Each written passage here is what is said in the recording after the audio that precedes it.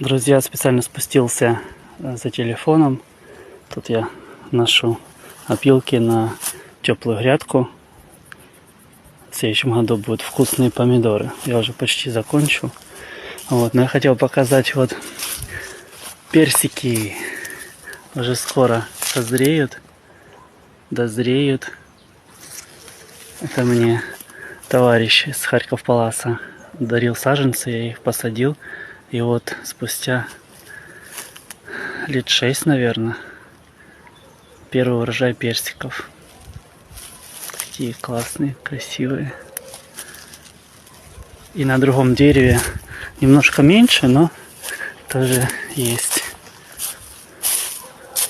Вот один, тут второй. Не видно из-за...